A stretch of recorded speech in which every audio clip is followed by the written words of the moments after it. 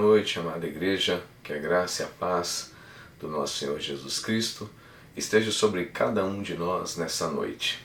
Estamos mais uma vez aqui, unidos para compartilharmos a palavra de Deus e sermos alimentados e edificados por ela. Com muita alegria que eu estou aqui novamente para desfrutar deste momento, ainda um pouco distante, mas em espírito e em verdade nós estamos perto, porque estamos no mesmo Deus, buscando as mesmas coisas, o mesmo propósito.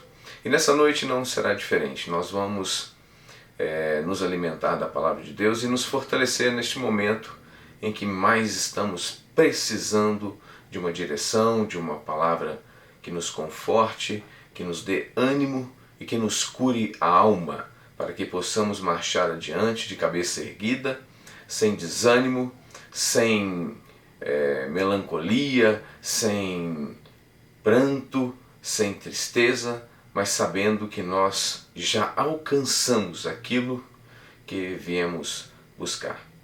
Eu quero lhe pedir nessa noite que você dê aí o teu like nesse vídeo para que ele seja divulgado e também, se você não é inscrito neste canal, que você venha se inscrever, porque através desses dois mecanismos acionados, o vídeo vai cada vez mais ser divulgado nas redes sociais. E neste momento as pessoas também precisam se alimentar, precisam de um porto seguro, e o porto seguro é o nosso Deus.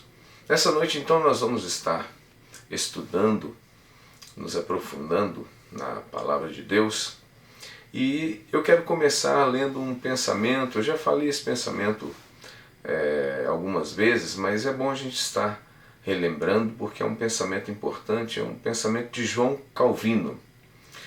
É um pensamento que estimula nós cuidarmos da nossa mente. Então vamos começar com esse pensamento.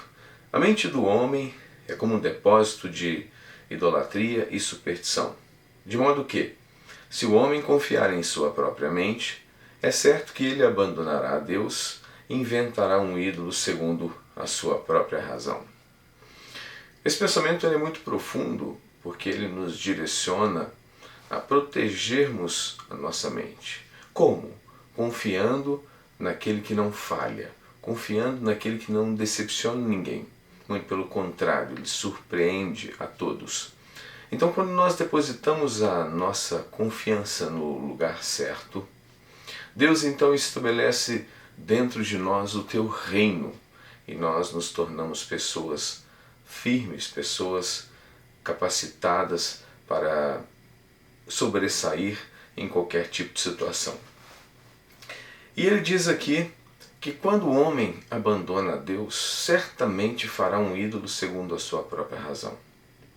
Quando o homem abandona Deus, ele fica sem um porto seguro, a sua mente fica vazia e à mercê de todos os ventos, de todas as informações sem fundamento, e ele se apega em qualquer coisa. Ele tem uma necessidade de ter um ídolo, de ter alguma coisa para se apegar. E segundo a sua própria razão, segundo aquilo que essa mente que abandonou a Deus, ela encontra e acha que aquilo é um porto seguro, ela se apega, que é chamada idolatria. É algo que não está fundamentada nas normas do Criador, e aquela pessoa se apega a alguma coisa para poder ter um motivo para acreditar. Isso aqui é uma tentativa de sobrevivência, é uma tentativa de querer vencer, mas não vai, porque não está alicerçado na rocha.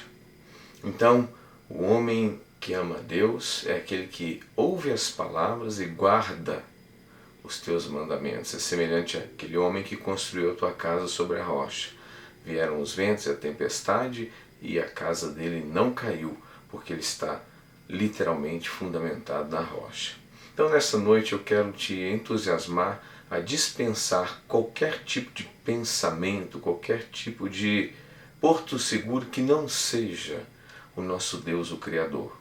Porque senão você vai se decepcionar, você vai ser frustrado, e isso não vai lhe fazer bem. Então o conselho de Deus é: apega naquele que pode, naquele que é verdadeiramente o seu porto seguro.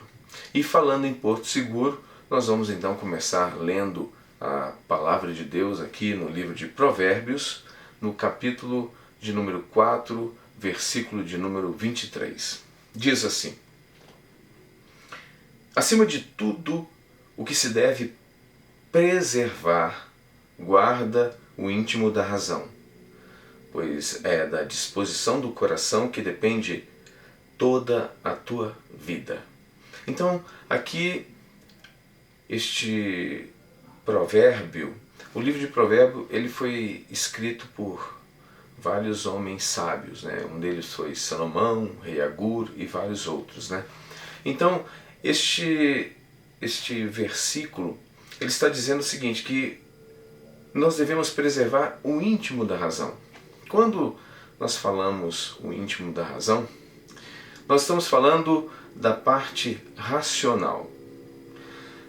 O íntimo da razão é aquilo que está dentro de nós, que nos leva à compreensão e o entendimento.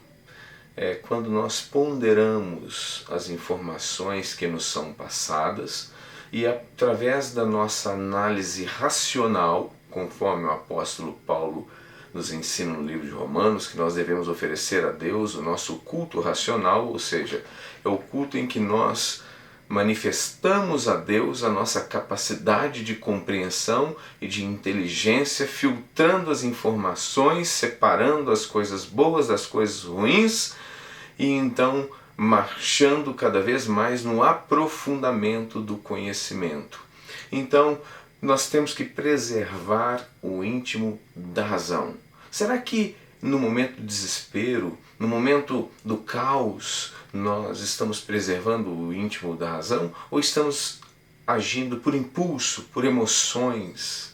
Ou estamos talvez copiando pessoas sem questionar o que elas estão fazendo? Ah, eu vou fazer isso porque fulano está fazendo e eu vou fazer também. Ah, eu vou dar sequência a este ensinamento porque, afinal de contas, foi assim com os antepassados e vai continuar sendo comigo e com todas as gerações. Não, nós não devemos dar sequência a tradições, nós não devemos perpetuar coisas que não têm fundamento em cima da palavra do Criador. Nós não devemos andar sem questionar, andar sem raciocinar. Nós precisamos preservar o íntimo da razão.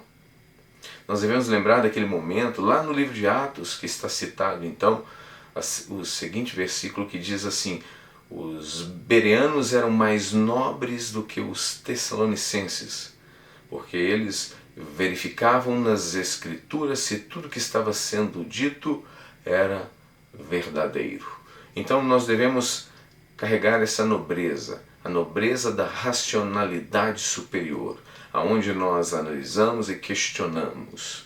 Nós poderemos perceber o maior exemplo citado no Novo Testamento, que é o próprio apóstolo Paulo, um homem sujeito a tradições impregnantes, tradições que carregavam até mesmo a irracionalidade, pela qual foram repreendidos os fariseus, os escribas, quando o Senhor Jesus diz: vós invalidais os mandamentos de Deus com as vossas tradições. E Paulo fazia parte daquele clero, Paulo fazia parte de um ensino judaico ortodoxo, e ele então passa a compreender, a raciocinar que tudo aquilo que ele vivia antes não fazia sentido algum mediante a palavra de Deus. E ele abandona tudo, ele deixa tudo, ele rasga tudo aquilo que ele viveu, tudo aquilo que lhe foi ensinado no passado para viver algo novo, para viver a palavra de Deus. Então o apóstolo Paulo é aquele que nos dá o grande exemplo, é aquele que nos mostra que nós não devemos dar um passo sem ter um entendimento, sem ter o raciocínio lógico daquilo que está sendo ensinado. E nesse versículo está dizendo: guarda o íntimo da razão, pois é da disposição do coração que depende toda a tua vida. A disposição do coração No momento em que aquela pessoa decide o que deve fazer após ter passado pelo íntimo da razão, ela vai então dar um passo. E esse passo, que é a disposição do coração, é que depende toda a nossa vida. Porque é do coração é que procedem as saídas da vida, quer sejam elas boas ou más. É do coração. É no momento em que a pessoa raciocinou, ela vai tomar partido ou não, ela vai fazer ou não vai fazer. Então, é desse momento, preste bem atenção, é que depende toda a sua vida. Você não pode errar. Você não pode dar um passo em falso, porque você pode se ferir. A tua vida está dependendo disso. Esse versículo aqui é um versículo que é causa de vida ou morte. Ou você vive ou você morre. E vai depender disso aqui. Como está o íntimo da tua razão? Como está a disposição do teu coração? Após filtrar a informação, o que você tem decidido? Quais são os caminhos que você tem escolhido? A quem você tem seguido? A quem você tem dado ouvidos? Isso independe. Muitos estão frequentando o hall de membros, estão fazendo parte de uma comunidade cristã, mas às vezes estão dando ouvidos àqueles que estão do lado de fora. O que ele ouve na comunidade cristã logo se dissipa a partir do momento que ele ouve uma pessoa do seu trabalho, uma pessoa da sua família, uma pessoa influente. Então ele perde a sua pegada, ele perde a sua garra quando ele ouve algo que está em desacordo com a palavra de Deus. Quando na verdade nós devemos criar um escudo, o escudo da fé e o capacete da salvação, preservar nossa mente e o nosso coração. Então, quando nós guardamos aquilo que nós temos aprendido e preservamos o íntimo da nossa razão, nós também estamos preservando a disposição do nosso coração ao tomar as decisões. Uma coisa sempre está ligada à outra, nós devemos entender todo o mecanismo. Primeiro nós passamos pelo racional, depois com a disposição do coração, nós vamos então dar os primeiros passos. A quem nós temos dado ouvido e o que nós temos feito com a nossa racionalidade? É uma pergunta que você deve pensar e quando você for dormir, medita nisso, pensa nessa palavra. E também eu quero ler o versículo de número 4 o versículo de número 24 do mesmo capítulo de número 4. Nós acabamos de ler o versículo de número 23 e agora nós vamos ver o conselho aqui no livro de Provérbios, que está no versículo de número 24, que diz assim: afasta para longe da tua boca as palavras perversas e não permitas que teus lábios pronunciem qualquer mentira. Nós fizemos um estudo aprofundado acerca das palavras e do seu efeito no mundo espiritual, através dos estudos por intermédio da física quântica, que nos permite uma melhor compreensão do mundo espiritual. Ao lançarmos as palavras, nós sabemos que as coisas receberão aquela informação e por sermos seres humanos capacitados através da imagem e semelhança do Deus vivo, nós então pronunciamos palavras e as palavras têm a capacidade de alterar a realidade de alguma coisa. Ao lembrarmos dos estudos do Dr. Masaru Emoto, quando ele efetuava experiências no campo da microscopia, no campo escuro da microscopia, da água congelada a menos 30 graus Celsius, nós percebemos nos estudos que, de acordo com as palavras que eram pronunciadas, nós tínhamos então uma formação dos cristais na água. Eles eram perfeitos ou eles eram totalmente deformados. E ao lançarem também as palavras em cima de plantas, as plantas que recebiam as palavras ruins, elas cresciam totalmente deformadas, e as que recebiam palavras abençoadas, elas cresciam viçosas e cada vez melhores. E foram feitas então experiências também abençoando a água. Então as pessoas lançavam palavras abençoadas na água, aquela água era levada e pessoas enfermas bebiam daquela água e elas eram curadas, porque a água possui a capacidade nemática de receber a informação, como se fossem clusters. E esse momento era um momento em que as pessoas bebiam daquela água e a água carregando aquela informação abençoada, através de uma palavra abençoada, então as pessoas eram curadas. Então essa experiência nos mostra claramente que tudo aquilo que o Senhor Jesus nos ensinou é verdade. Então nós podemos raciocinar em cima de um experimento que é um fato. A Bíblia nos ensina, não saia da nossa boca nenhuma palavra que não seja boa para edificação. E o Senhor Jesus diz que toda palavra frívola que sair da boca do homem, dela dará conta no dia do juízo. Então nós percebemos que existe por parte do Criador uma preocupação com aquilo que você fala. Ele está aconselhando, toma cuidado com o que você está falando. Está de acordo aqui com o livro de Provérbios, está dentro do mesmo contexto, é a mesma informação. E os tempos são diferentes. Pessoas sábias escreveram, inspiradas por Deus, este Provérbios. E o próprio Messias, no Novo Testamento, confirma, o apóstolo Paulo também confirma, e vários outros homens de Deus também confirmam que da nossa boca deve sair somente palavras boas. E aqui o livro de Provérbios está dizendo, afasta, olha só, afasta para longe da tua boca as palavras perversas, e não permitas que teus lábios pronunciem qualquer mentira.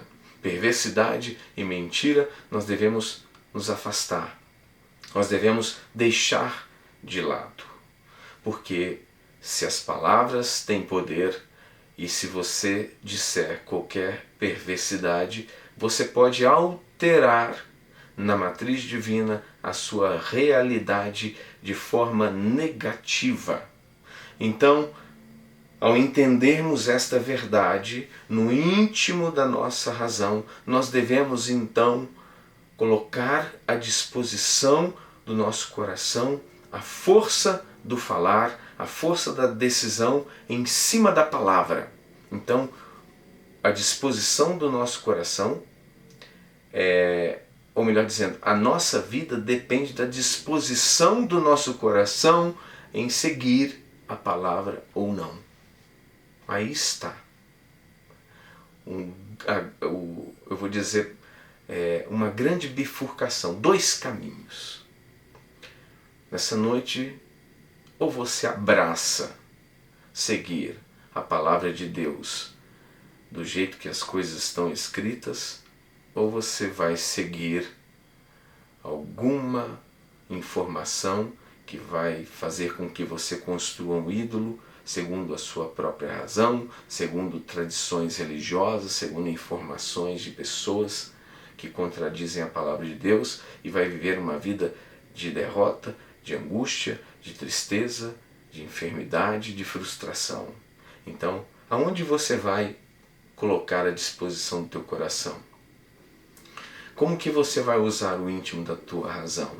Você vai pensar e vai tomar uma decisão correta? Ou você vai raciocinar, vai ignorar a sua racionalidade e vai seguir qualquer coisa sem questionar? O que você vai fazer nessa noite? Existe uma bifurcação nessa noite nos teus caminhos. Você precisa preservar a sua mente, precisa preservar o íntimo da sua razão, e você precisa decidir corretamente o que você vai fazer.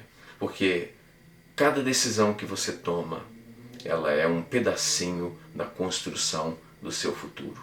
O seu futuro depende de tudo que você vai decidir hoje, amanhã e depois. E cada vez que você vai decidindo acerca de qualquer coisa, você vai estar construindo um futuro glorioso ou um futuro de derrota. E aqui no versículo de número 25, nós temos um conselho aqui que vale mais do que o ouro que a prata. Olha só o que está dizendo. Olha sempre para frente.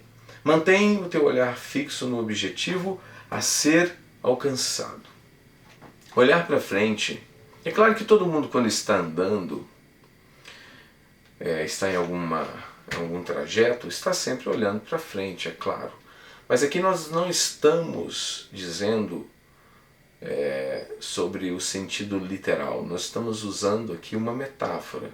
Nós estamos fazendo uma análise, ou seja, olhar para frente significa que você tem que ter um foco, você tem que ter um objetivo definido. Conforme diz o grande escritor norte-americano Napoleão Hill, você precisa ter um objetivo definido para construir alguma coisa. Porque aquele que não sabe para onde vai, não vai chegar a lugar algum. Então você precisa ter um foco, você precisa ter um objetivo definido. E esse objetivo definido, ele não pode ter interferências, ou seja, ruídos. O que você definir, você não deve ficar alterando. Você precisa olhar para frente. Mas talvez você esteja pensando assim, mas eu tenho medo de me decepcionar, porque no passado eu tentei fazer isso, eu tentei seguir, eu tentei caminhar com o objetivo e eu sofri uma frustração. Mas é porque no passado, em algum ponto da tua história, você tropeçou na lei de Deus. E quando nós erramos acerca de alguma coisa, acerca de algum detalhe das Escrituras, o que acontece? Nós perdemos ali a essência da vida. Mas agora nós estamos aqui analisando cautelosamente, examinando as Escrituras conforme o Senhor Jesus disse. Então, quando nós colocamos o foco na coisa certa, no ponto certo, pode ter certeza que você vai ser bem-sucedido. Você precisa então agora manter a constância, não pode olhar para trás. Lembra do conselho do Senhor Jesus: quem põe a mão no arado não pode olhar para trás. Você tomou uma decisão, você deu um passo essa noite, você está focado nos seus sonhos, então continua olhando para frente. Esquece, lembra do Criador, lembra do que diz o nosso Deus: não vos lembreis das coisas passadas, eis que faço novas todas as coisas. Talvez a história daquele paralítico, daquele que ficava lá esperando que a água do tanque fosse agitada por um anjo, talvez a história dele era sempre aquela mesma. Ele dizia: toda vez que vem um anjo e agita as águas do tanque e eu vou para entrar naquelas águas, vem alguém na minha frente e entra primeiro do que eu. E eu não consigo ser curado. A história dele era essa. Mas só que no momento que ele encontra o Verbo que é Jesus, e ele ouve o Verbo, ele dá ouvidos ao Criador, a história dele mudou. Aquele passado de derrota, aquele passado de fracasso já não fazia mais sentido, porque ele abraçou a oportunidade. Ele encontrou com o Verbo, e o Verbo disse para ele: levanta e vai embora. Pode seguir a tua vida que você está curado. Ele não precisou das águas porque ele encontrou com o Verbo. Ele não precisou viver mais aquele passado, porque ele tomou a decisão de abraçar a oportunidade de dar crédito à palavra de Jesus. Então, ouvir a palavra de Jesus é mais importante do que seguir tradições e do que ficar olhando para trás. Todos nós temos pontos nas nossas vidas que nós erramos, que nós nos decepcionamos. Mas eu quero dizer algo: os maiores homens da história, eles erraram várias vezes, mas eles nunca desistiram. Eles procuraram a informação correta, eles procuraram o porto seguro e eles abraçaram a oportunidade com todas as suas forças e seguiram adiante e venceram, porque eles preservaram o íntimo da razão e a disposição do coração.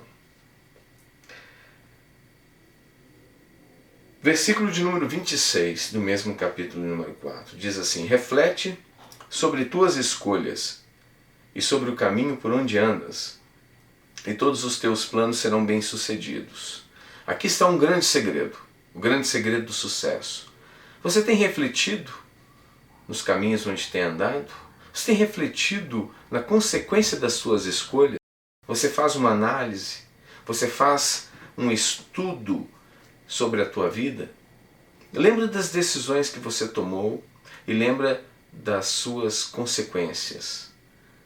Veja os passos que você deu errado e o que aconteceu. Começa a rever, não no sentido de ficar remoendo e relembrando, mas sim de dizer: puxa vida, é mesmo, quando eu decidi ouvir aquela pessoa e eu deixei o caminho de Deus e ouvi, eu fracassei. Mas eu me lembro que quando eu ouvi a palavra de Deus com verdade, com o coração aberto, eu segui, eu fui vencedor. Você vai ver erros e acertos. Você precisa meditar, você precisa lembrar dos seus passos. Isso é muito importante, porque quando você reflete nas escolhas, nos passos que você tomou, você vai entender o porquê você errou, o porquê você caiu. Você precisa analisar isso.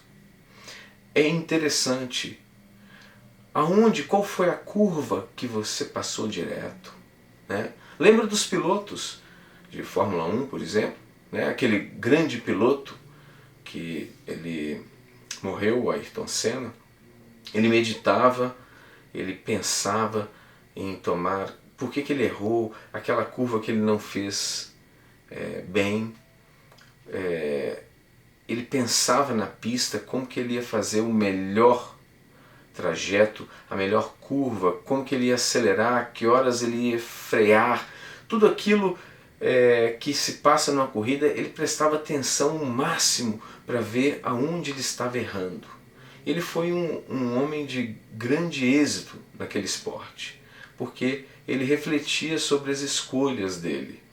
E ele teve muitos erros, mas ele teve muito mais acertos. E aquilo não se trata da palavra de Deus. Mas para você entender, eu estou usando ele como exemplo, para você entender que nós devemos fazer o mesmo, mas em cima da palavra. Nós precisamos ver qual foi a curva que nós passamos direto.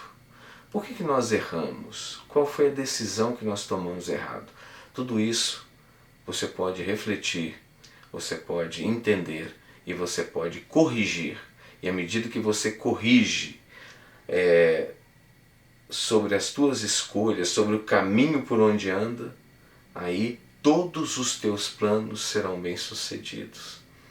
Pensa nisso. Começa a examinar o que foi que você errou, o que foi que você fez. Começa a pensar nisso e fala: não, agora eu vou fazer certo. Agora eu vou fazer da maneira correta. Lembra daquela pesca maravilhosa? Os homens, os pescadores voltaram, já estavam lavando as redes e não pescaram nada. Não tinha nada, porque estavam fazendo do jeito deles. Aí Jesus chega e diz para aqueles pescadores: vai mais fundo e lançai as redes do lado direito. E eles foram e fizeram o que o mestre mandou. E Pedro ainda disse: olha, eu não pesquei nada, mas sob a tua palavra eu vou lançar as minhas redes. Talvez você vai dizer para Jesus, olha, a minha vida foi horrível, não deu em nada, mas sob a tua palavra nessa noite eu vou lançar as minhas redes. E aqueles pescadores tiveram tanto êxito que o barquinho deles quase foi a pique, quase que eles naufragaram. Mas Jesus calculou o máximo de peixes que aquelas embarcações poderiam carregar e eles voltaram bem-sucedidos. Por quê? O mar era o mesmo, o barco era o mesmo, os pescadores eram os mesmos, mas a palavra era diferente. Talvez o foco antes do Criador era um, mas depois que ele encontrou com o Verbo, aí o foco foi a palavra. E quando o foco é a palavra, você pode julgar as redes do lado direito, que a tua vida vai ser bem sucedida. Lembre-se disso. O mar era o mesmo, os barcos eram os mesmos, os pescadores eram os mesmos, as redes eram as mesmas, mas a palavra era diferente, o motivo era diferente. O íntimo da razão raciocinou em obedecer ao comando do Criador. Era diferente, era completamente diferente. E eles foram bem-sucedidos. Lembrem-se disso. Versículo de número 27. Não te desvies nem para a direita e nem para a esquerda. Retira o teu pé da malignidade. Essa analogia do caminho é muito interessante, é uma metáfora que nos ajuda a compreender. Vamos considerar que a nossa vida, a trajetória da nossa vida, ela se dá através de um caminho. Então, aquele caminho é o caminho de Deus para você. Então, é um caminho retilíneo, é um caminho sem variantes. Então, você está seguindo reto. E aqui ele está dizendo, olha, não te desvies nem para a direita e nem para a esquerda. Continue no caminho reto. O que seria esse caminho reto? O caminho reto é o caminho sob a palavra de Deus. É o caminho que faz a pesca do fracasso se transformar na pesca maravilhosa. O caminho reto é o caminho da vida abundante. É o caminho da salvação. Então o caminho reto é esse. Qualquer variante, qualquer caminho que seja fora esse, você deve rejeitar. Tire os pés da malignidade. A maldade são as variantes. Quando você deixa o bem, como diz Tiago, diz o seguinte, portanto, aquele que sabe que deve fazer o bem e não faz, nisso está pecando. Então, se você sabe que deve andar em linha reta, não escolha os caminhos da malignidade. Não vá para a direita nem para a esquerda. Continue na retidão. Continue sob a tua palavra, Senhor. Sob a tua palavra eu lanço as minhas redes. Sob a tua palavra eu endireito os meus passos. Sob a tua palavra eu continuo seguindo a minha vida. Sob a tua palavra eu ando no caminho reto. Sob a tua palavra eu sou bem-sucedido. Sob a tua palavra eu não me desvio nem para a direita nem para a esquerda.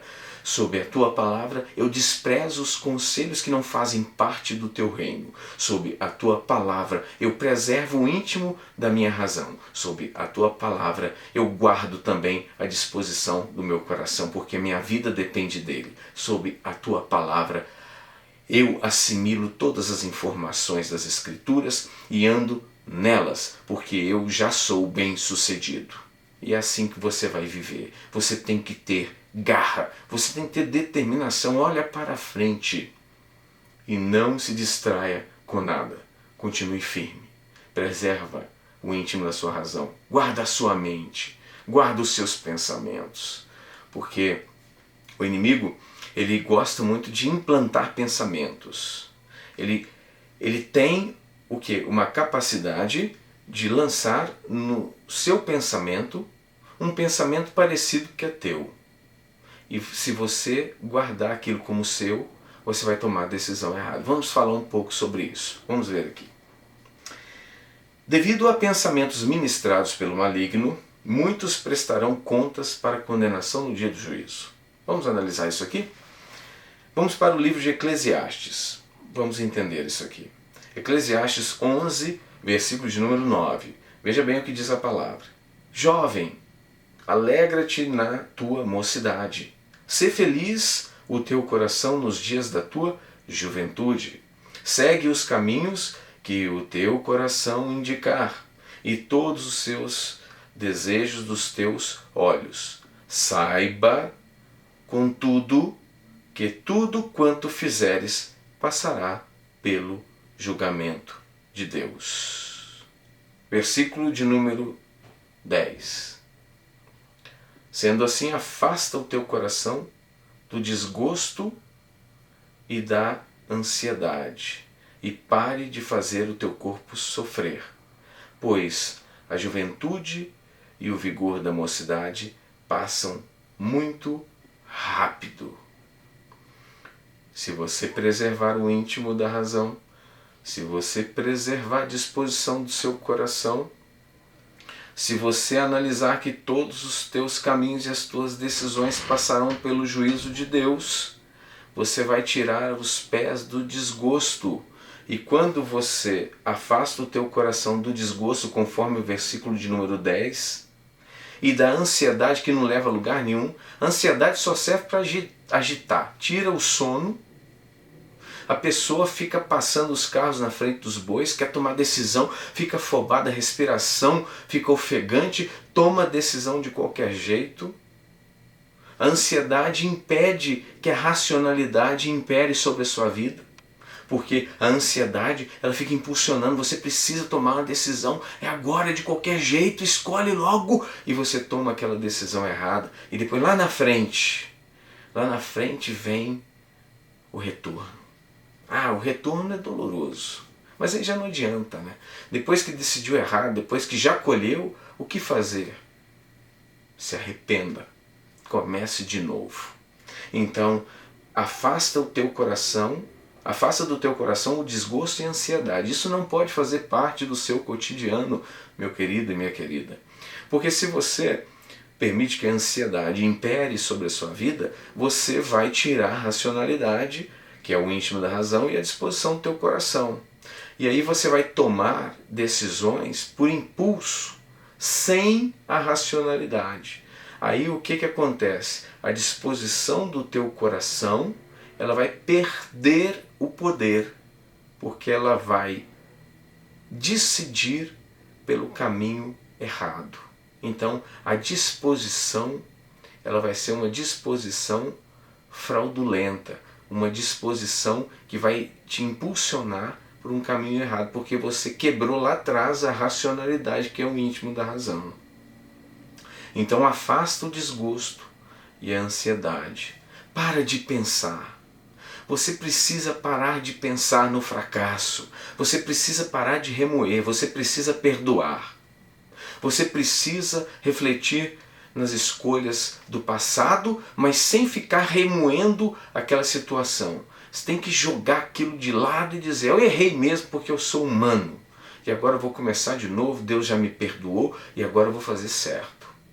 Para de se acusar. Se você não se ama e se você não se perdoa, você não é capaz de amar a ninguém e não vai chegar a lugar algum. Porque você mesmo se condena. Enquanto Jesus está dizendo, vá e não erres mais. Vá e não peques mais. Então Jesus está dizendo, está te incentivando, raciocina, pondere as tuas escolhas. Vá para frente, pare de remoer o passado. Solta aquela pessoa que te magoou. Enquanto você fica carregando pessoas que te feriram no passado, você está colocando no lugar das bênçãos a maldição. Então é como se você tivesse um caminhão. Ao invés de você encher aquele caminhão de bênçãos, você está colocando maldição. Eu vou levar a amargura, a falta de perdão, o rancor, a raiva, a ira. Aí você está enchendo seu coração de desgosto, vai ficar ansioso porque não vai alcançar nada, e vem aquela ansiedade, aquela respiração, e falta sono, e vem doença psicossomática que pode desenvolver até tumores e câncer. Então preste atenção, a palavra não é brincadeira. Ou você leva a sério, ou você vai fracassar. Tudo depende de você. Deus já fez a parte dele. O sacrifício já foi consumado. Jesus disse no grego tetelestai, ou seja, está feito, está consumado, não falta mais nada. Eu paguei o preço. Então você tem toda a oportunidade do universo em Jesus. E você deve abraçar essa oportunidade de uma vez por todas.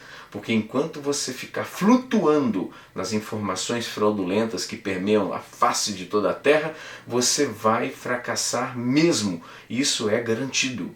Ou você se firma na verdade, ou você vai padecer neste mundo tenebroso. Continuando aqui, eu quero dizer que os pensamentos das trevas que são implantados são tão convincentes que parece que são nossos. E eu vou provar isso. Eu vou provar isso aqui na Bíblia. Preste bastante atenção. Em Apocalipse 20, versículo de número 1, diz assim: Eu observei que desceu do céu um anjo com a chave do abismo e uma grande corrente em sua mão. Versículo 2. Ele prendeu o dragão, a antiga serpente, que é o diabo, Satanás, e o amarrou por 1000 anos. Lançou-o no abismo, onde fechou e pôs um selo sobre ele para que não enganasse mais as nações, até que os 1000 anos se completassem. Depois disso, é necessário que ele seja solto por um pouco de tempo. Vamos analisar isso aqui. Versículo número 1, o apóstolo João está dizendo que viu do céu um anjo com a chave do abismo na sua mão. No versículo 2, ele abre então aquele abismo, né, e prende a antiga serpente, que é o diabo. Prendeu lá. Lançou no abismo, onde fechou e pôs um selo, para que não mais enganasse as nações, até que os 1000 anos se completassem. Quando você estuda esses 1000 anos aqui, eu acho muito interessante. Tem muita gente que não percebe, mas são 1000 anos de paz. 1000 anos todo mundo tranquilo. O que aconteceu? É porque, enquanto esse cara está solto, ele engana. Ele lança pensamentos, ele lança ideias, ele trabalha nas mentes dos governantes de todas as nações do mundo, na mente das pessoas, de autoridades, de não autoridades, enfim, ele está trabalhando. Está trabalhando, promove guerras, levantam nações contra nações, e é uma baderna e é um caos. Porque ele coloca pensamentos, ideias, e a pessoa toma aquilo, é meu, vou fazer, eu vou realizar isso que está sobre a minha mente. Mas quando prende esse camarada aqui, o que acontece? As pessoas ficam em paz. Então significa que os pensamentos ruins que estão permeando a sua mente têm um autor que é das trevas, um autor que você tem que ter nojo dele, porque ele só leva as pessoas ao fracasso, ele só traz ideias ruins. Quem foi que deu a ideia para Caim matar Abel? Então, desde o momento que ele entrou, porque antes dele entrar tudo estava em paz. Pega o início de Gênesis, dê uma olhada lá, tudo era perfeito, tudo estava mil maravilhas. Aí quando houve a transgressão, ele entrou. Depois que ele entrou, já teve homicídio. Presta atenção, um casal tinha apenas 2 filhos ali, né? E aí o que aconteceu? Um matou o outro. Imagina, logo já tem homicídio. Logo o caos reina. Então, nós temos que prestar atenção se nós não estamos dando a nossa mente, entregando os nossos pensamentos, ou melhor dizendo, cedendo a nossa mente para os pensamentos desse autor das trevas. Porque se a gente ficar ouvindo, dando atenção ao que ele tem passado, o que ele tem ensinado, ele vai enganar assim como enganou todas as nações da terra. Está aqui em Apocalipse. Prendeu, acabou o problema. Soltou, tem mais problema. Então, por que as pessoas caem e por que pessoas continuam vencendo e eles estando solto? Porque nós não estamos nesse milênio aqui, nós temos que encarar a nossa realidade. O pessoal do milênio é uma coisa, nós somos outra, e agora ele está solto. Então, nós temos que lembrar daquele momento que Jesus foi tentado lá no deserto. Ele diz assim, olha, no finalzinho da tentação lá na frente, as últimas palavras que o diabo foi argumentar com o verbo Jesus, ele disse, olha, se prostrado me adorares, eu lhe darei todos os reinos do mundo e a glória deles, porque a mim foi entregue e eu dou a quem eu quiser. Olha aqui, ele está dizendo algo interessante, porque a mim foi entregue. Quem entregou? Lá atrás, Adão e Eva. Então, ele entrou, porque foi entregue. Agora eu quero te fazer uma proposta. Não entregue a sua mente. Se você entregar, ele vai sugerir os caminhos que ele gostaria que você tomasse. Se você preservar o íntimo da razão e se você guardar a disposição do seu coração para Deus, você não vai fazer parte da lista dos derrotados, mas sim dos vencedores. Presta atenção nessa palavra, ela é muito importante. Então, enquanto ele está solto, enquanto tem gente entregando a mente para os pensamentos do diabo, eles estão sendo fracassados, derrotados, destruídos. Mas quando você sela sua mente com o sangue de Jesus e protege dos pensamentos, filtra. Você tem que filtrar, porque ruído é o pensamento não filtrado do homem. Se você não filtrar, você estará caminhando para o caos. Então, o homem que não filtra os seus pensamentos, ele caminha para o caos. Guarda isso. E o pensamento, o ruído, é o pensamento não filtrado do homem. Então ele vem com impureza. E se ele tem impureza, ele tem demônio. Então você precisa filtrar. Se você não filtrar, o homem estará a caminho do caos. Então, nós temos que entender que ele ministra pensamentos, sim, e você não pode se entregar a eles. Versículo de número 7, do mesmo capítulo de Apocalipse, está dizendo o seguinte: quando se completarem os 1000 anos, Satanás será solto da prisão. Versículo 8, e sairá para seduzir as nações que estão nos 4 cantos da terra, Gog e Magog, cujo número é como a areia do mar, a fim de ajuntá-los para a grande guerra. Vamos entender isso aqui?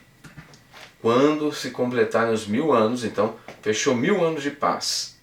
Aí ele é solto. Aí o que aconteceu com a paz? Muita gente entregou a sua mente aos seus pensamentos, porque ele sai aqui novamente para seduzir as nações que estão nos 4 cantos da terra, Gog e Magog, cujo número é como a areia do mar, a fim de ajuntá-los para a grande guerra, ou seja, para o grande caos. Então soltou, tem caos, tem guerra. Enquanto ele estava preso, as mentes não estavam sendo visitadas pelas suas ideias, pelas suas inspirações, pelos seus pensamentos, estava tudo em paz. Então você vai ter que fazer o seu milênio, você vai ter que construir o teu ambiente de paz. De que forma? Aprisionando a grande serpente, fora da sua mente. Ah, pastor, mas ele está solto. Tá, ele está solto, mas nem por isso ele é dono da sua mente. Então, faça da sua vida o milênio de paz. Estou usando essa analogia, claro que o milênio é o milênio, mas eu estou dizendo, faça da sua vida uma vida pacífica. Guarda o íntimo da sua razão. Não entregue a Satanás o íntimo da sua razão, porque senão ele vai te conduzir por caminhos errados, caminhos tortuosos, e você vai fracassar. Versículo de número 9. Então as nações marcharam por toda a superfície da terra e cercaram o acampamento dos santos, a cidade amada. Quem é a cidade amada? Jerusalém, Jerusalém. Todavia um fogo desceu do céu e os devorou. Acabou. Aí olha o fim aqui. O diabo que enganava as nações foi lançado no lago de fogo que arde com enxofre, onde já haviam sido confinados a besta e o falso profeta. Eles serão atormentados dia e noite pelos séculos dos séculos. Então veja bem, vamos ver qual foi a inspiração. Olha que interessante. Na hora que ele começa a trabalhar, ele ajunta as nações para o grande caos, ou seja, para a grande guerra.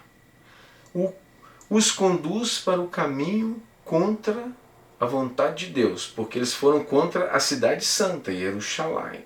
E Jesus habitando lá, porque é uma outra realidade. Então, julgaram contra quem? Contra Jesus. Aí o que acontece quando você anda contra Jesus? Fogo do céu desceu e os devorou. E os lançou aonde? Na condenação eterna. Então, eu quero te convidar nessa noite a tirar sua mente das mãos da antiga serpente, do diabo, do Satanás, desse ser imundo que só quer te ver na desgraça, que quer te julgar contra o Criador, e quando você fizer isso você vai se dar mal. Larga isso, isola sua mente do diabo e viva a paz. Você tem que dizer, eu sou a paz que excede todo entendimento, porque a minha mente está cheia da palavra de Deus. E a palavra de Deus me leva por caminhos pacíficos. E eu sou manso e humilde de coração. E os mansos herdarão a terra. E os que caminham para o caos herdarão fogo dos céus. Qual é a sua herança? O que você quer herdar? A paz ou o caos? O que você quer herdar? A vida abundante ou o fogo dos céus? Então, escolha.